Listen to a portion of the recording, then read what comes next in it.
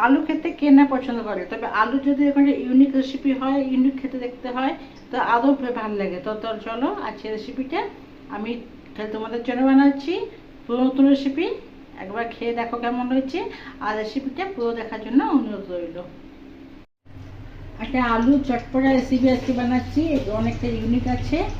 সবসময় আলু খেলে মন না চাইলে নতুন প্রকার আলু করেছি, রেসিপিটা বানিয়ে দেখতে পারো। তার জন্য এখানে আমি একটা, যেরকম আলুর দম কাটে, আলুকে আমি খোসা ছাড়িয়ে নিয়ে আমি এখানে দুফালা করে আলুকে আমি ভেজে নেব। আর এখানে আমি 70% ভাজবো, ডবল ফ্রাই হবে। 70% এখানে ভেজে নেবো এটা আমি। আর আলুটা তেলে দিয়ে আমি অল্প একটু নুন দিয়ে দেবো। নুনটা দেওয়ার কারণে আলুর মধ্যে নুন লাগবে আর তেল ক্রিস্পি হবে। সামান্য নুন ছিটিয়ে দিলাম। এরপর এটাকে আমি কালার বদলানো অবধি ভালো করে ভেজে নেবো। 70% ভাজবো, পুরো সেদ্ধ করবো না। নমস্কার বন্ধুরা, শিলা ফ্রি কুকিংয়ে সবাইকে অনেক অনেক স্বাগত। তো এই নতুন রেসিপিটা বানানোর জন্য আমি যে আলুটা ভাজছি সেটা আমি সিমে দিয়ে ভাজছি, কেন যেহেতু এটা বড় বড় আলু, সেদ্ধ হতেই টাইম লাগবে। তো এটা আমি একটু সিমে দিয়ে তারপরে আমি আস্তে আস্তে করে ভেজে নেবো, যেন 70% সেদ্ধ হয় আর আলু কালারটাও চেঞ্জ হয়ে যায়। আলু এখানে 70% সেদ্ধ হয়ে গেছে। এরপর এটাকে আমি তুলে দেবো। আর তোমরা এখানে টিস্যু পেপারে নিয়ে নেবে।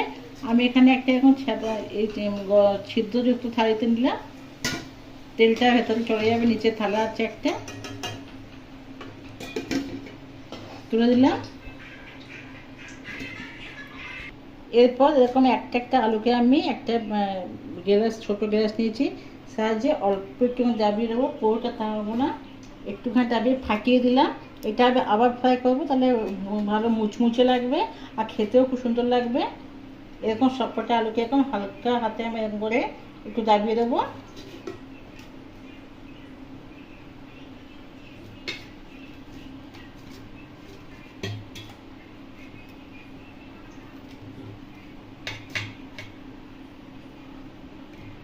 আলুগুলোকে আমি একটু ফাটিয়ে নিয়েছি, উপর দিক থেকে প্রেসার দিয়ে ফাটিয়ে নিয়েছি। এবার তেল আমি হাই ফ্লেমে পুরো গরম করে দেবো। হাই গরম করার পরে এগুলোকে আমি আরেকবার ভেজে নেব।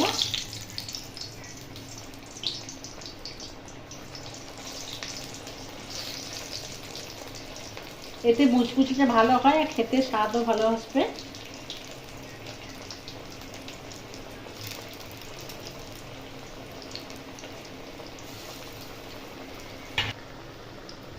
ভালো করে লাল হয়ে মুচমুচে হয়ে গেলে এই আলুগুলো তুলে দেবো। কতটা লোভনীয় লাগে দেখো। এই অবস্থায় আলুগুলো সব তুলে নেবো।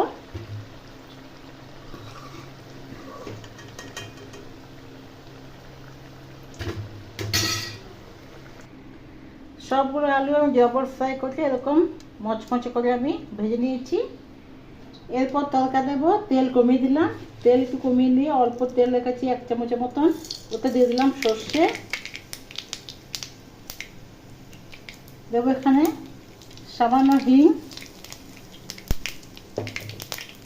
আমি এখানে পেঁয়াজ রসুন দিচ্ছি, তোমার চাইলে এখানে নিরামিষটা করতে পারো। দিয়ে দিলাম এখানে রসুন কুচি। দেবো ওখানে পেঁয়াজ কুচি। 8-10টা দিয়ে দিলাম কারি পাতা।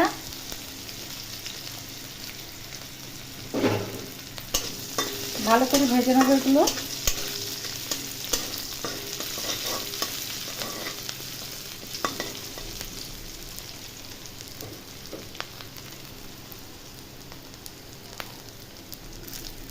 ভালো মতন ভাজা গেলে এটা একে একে মশলা দিয়ে দেবো। ওতে নুন দিয়েছিলাম ভাজার সময়, আর একটু সামান্য লবণ দিয়ে দেবো।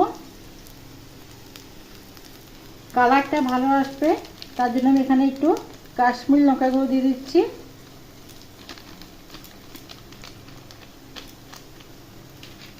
দেবো এখানে চাট মশলা।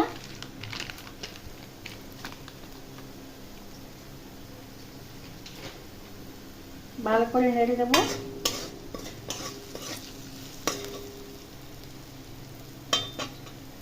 এরপর এই যে ভাজা আলুটা দিয়ে দেবো এর মধ্যে, ভালো করে মিশিয়ে নেব।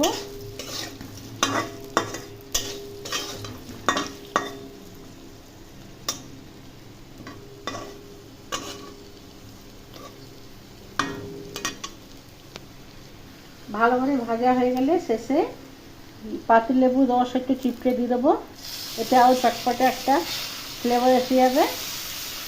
তৈরি হয়ে গেলে এখানে আলুর একটা ইউনিক রেসিপি, খেতে দুর্দান্ত লাগবে। ভাতের সাথে সাইড ডিশ হবে, ভাত ডালের সাথে সাইড ডিশ হবে, খেতে ভালো লাগবে।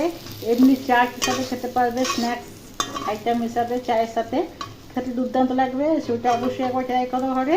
আর কেমন লাগলো রেসিপি আমার কমেন্ট করে জানাবে।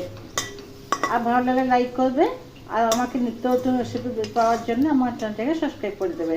ভালো থাকবে, সুস্থ থাকবে। কালকে আবার একটা রেসিপির সঙ্গে আসবো। ধন্যবাদ।